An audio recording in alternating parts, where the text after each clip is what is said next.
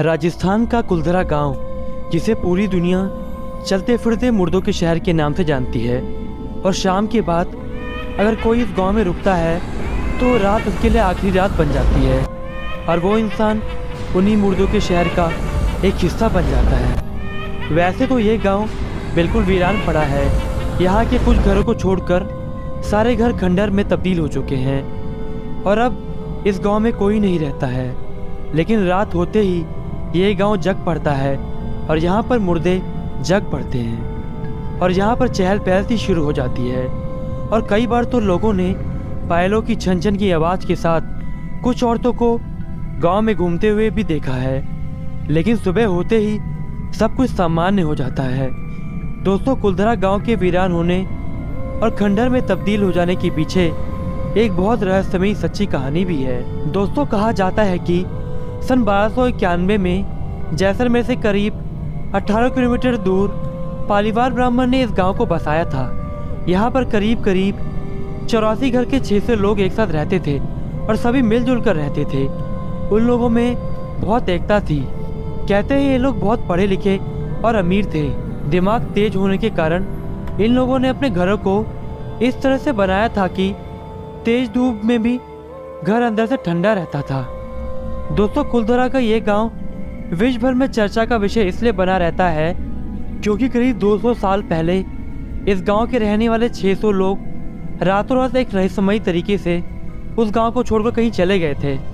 लेकिन वो लोग कहाँ चले गए थे, ये रहस्य अभी तक कोई सुलझा नहीं पाया है। जाते जाते उस गांव के लोग एक श्राप भी दे देते हैं कि ये गांव आज के बाद कभी नहीं बसेगा और जो यहाँ पर आकर बसने की कोशिश करेगा उसको हमारे श्राप के कारण भयंकर परिणाम भोगने होंगे। इन लोगों के गांव छोड़ के चले जाने का एक बहुत बड़ा कारण था और उस कारण का नाम था सलीम सिंह।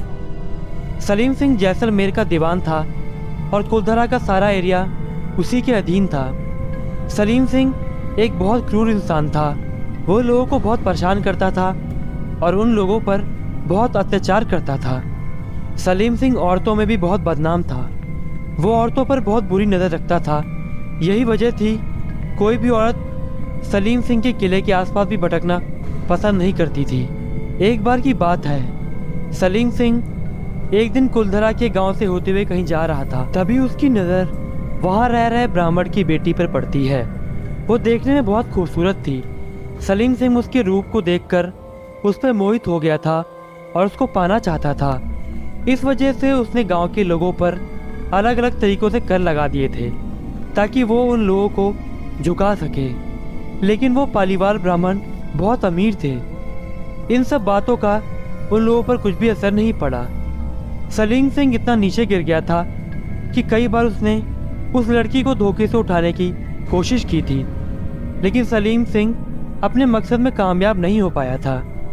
जब सलीम सिंह की सारी तरकीबें विफल हो गई थी तो उसने गांव वालों को धमकी दे डाली कि अगर उन लोगों ने उस लड़की को उसके हवाले नहीं किया तो वो उस गांव पर सैनिकों सहित हमला कर देगा। उन गांव वालों में एकता बहुत थी। जब उन लोगों ने सलीम सिंह की धमकी सुनी तो उन लोगों ने उससे लड़ने का सोचा, लेकिन उन गांव वालों की संख्या बहुत ही कम थी। इसलिए गांव वाले एक सभा बुलाते हैं और ये निर्णय लेते हैं कि वो लोग आज ही रात को ही ये गांव छोड़ देंगे, लेकिन गांव की बेटी की इज्जत पर आँच नहीं आने देंगे। वो गांव वाले ज़रूरत का सारा सामान और कुछ आभूषण लेकर रातों रात वो गांव छोड़ देते हैं और जाते जाते श्राप देते हैं कि इस गांव में कोई नहीं बस पाएगा और जो बसने आएगा उसके साथ बहुत बुरा होगा। तब से ये गांव सुनसान पड़ा है। लेकिन रात के अंधेरे में यहाँ पर आत्माओं के चीखने चिल्लाने की आवाज़ें आती हैं और कई बार लोगों ने यहाँ पर आत्माओं के रोने की आवाज़ भी सुनी है जो दिल को दहलाकर रख देती है। कुलधरा गांव से जुड़ी एक कहानी और भी है। एक दिन 4 दोस्त जो कि हिमाचल प्रदेश के रहने वाले थे, उनका नाम था मुकेश, अजय, रोहन और साहिल। उन लोगों का यूट्यूब पर एक ट्रैवल चैनल था जिस पर उन लोगों के अच्छे खासे सब्सक्राइबर भी थे। वो लोग खूब ट्रैवल करते थे और वहाँ की वीडियोस अपने चैनल पर डालते थे। एक दिन की बात है, रोहन जो कि उन चारों दोस्तों में से एक था, वो तीनों दोस्तों से बोलता है, भाई लोग चलो एक बार कुलधरा चलते हैं, 4-5 दिन वहीं गुजारेंगे। हाँ वहाँ रात को जाना मना है, लेकिन हम लोग वहाँ आसपास रह रहे सिक्योरिटी गार्ड को पैसे दे देंगे, वो जरूर मान जाएगा। भाई लोग अपना काम बन जाएगा। मुकेश बोलता है, भाई इतने दिन रुककर हम लोग वहाँ क्या करेंगे, और रात के बारे में तो तुम सब लोगों ने सुना ही होगा। रोहन कहता है, अरे ये सब बकवास बातें हैं, ऐसा कुछ नहीं होता, और हम सब ये सब अपने चैनल के लिए कर रहे हैं। ये बात सुनकर सभी दोस्त मान जाते हैं और वो लोग अपनी कार से वहाँ पहुँच जाते हैं। साथ में खाने पीने की चीज़ें भी कार में रखी थी, तो कोई परेशानी की बात ही नहीं थी। वो लोग दिन भर वहीं घूमते हैं। घूमते घूमते रात हो गई थी और कुलधरा का मेन गेट भी बंद हो गया था। वो सारे दोस्त जब सब चले जाते हैं तो वो लोग वहीं रुक जाते हैं। वो चारों दोस्त वहीं टेंट लगाकर उसी में बैठ जाते हैं। वो लोग फिर बगल में खड़ी गाड़ी में गाना चला देते हैं और खूब नाचते हैं। तभी वहाँ पे एक बुढ़िया आ जाती है जिसने हाथ में एक लाठी ले रखी थी और उसके गाल बहुत ही पिचके हुए थे और वो देखने में बहुत ही ज़्यादा भयानक सी लग रही थी। वो गुस्से में बोलती है, तुम लोग यहाँ पे इतनी रात को मुर्दों के गांव में क्या कर रहे हो? अभी भी समय है, कुछ समय बाद वो लोग आने वाले हैं। वो इधर आ गए तो तुम चारों भी उनकी तरह ही एक लाश बन जाओगे। रोहन थोड़ी देर के लिए चुप हो जाता है और फिर खूब जोर से हंसने लगता है। फिर मुकेश को छोड़कर वो दोनों दोस्त भी बहुत जोर से हंसने लगते हैं। वो उस बुढ़िया से बोलते हैं, क्या तुम भी एक मुर्दा ही हो? रोहन उस बुढ़िया को घूर के देखता है और उससे बोलता है, क्या तुम भी एक मुर्दा ही हो? और फिर जोर जोर से हंसने लगता है। बुढ़िया उन लोगों की बात सुनकर वहाँ से चली जाती है। मुकेश बहुत डर जाता है और वो बोलता है कि हमें यहाँ से जाना चाहिए, लेकिन रोहन बोलता है, अरे भाई वो बुढ़िया तो पागल है, चलो अब गांव के अंदर चलते हैं, अपने चैनल के लिए वीडियो शूट करते हैं। मुकेश उन लोगों से बोलता है कि तुम लोग जाओ, मैं यहीं रुकूंगा। मुकेश उसी गाड़ी में रुक जाता है और वो लोग अंदर गांव की तरफ चले। वो लोग गांव में जाकर खूब चिल्ला चिल्लाकर वीडियो बनाते हैं और दिखाते हैं कि उन्हें डर ही नहीं लग रहा। तभी उन लोगों को पायल की एक आवाज़ सुनाई देने लगती है और धीरे धीरे वो तेज हो जाती है।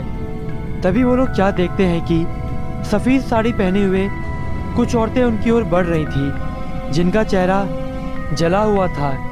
ये मंजर देखते ही उन तीनों दोस्तों की धड़कनें मानो रुक सी गई हो। वो लोग वहाँ से भागने लगते हैं, लेकिन वो लोग क्या देखते हैं कि जिस जिस जगह से वो लोग भागने की कोशिश कर रहे थे, उधर से वे औरतें उनकी तरफ बढ़ती चली जा रही थी। लेकिन तभी वो लोग वहाँ बने घर की एक दीवार जो कि जर्जर हो चुकी थी, उसके पीछे छुप जाते हैं। कुछ देर बाद वो लोग क्या देखते हैं कि भूतिया औरतें वहाँ से जा चुकी थी।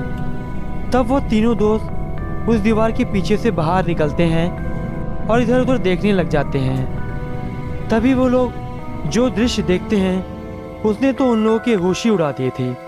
वो क्या देखते हैं कि कुछ लोग जिनकी वेशभूषा बहुत पुरानी सी लग रही थी और वो लोग उन तीनों दोस्तों की लाशें लेकर जा रहे थे।